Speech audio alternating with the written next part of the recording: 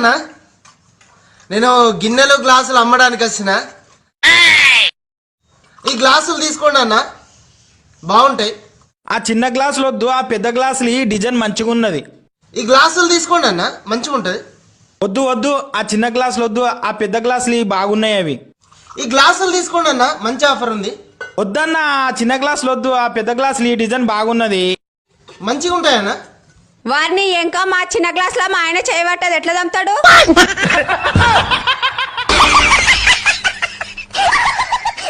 బుజ్జి మందు చాలా రోజుల తర్వాత దొరుకుతున్నది నాకు 200 ఇవ్వవా? ఒక బీర్ తెచ్చుకుంటా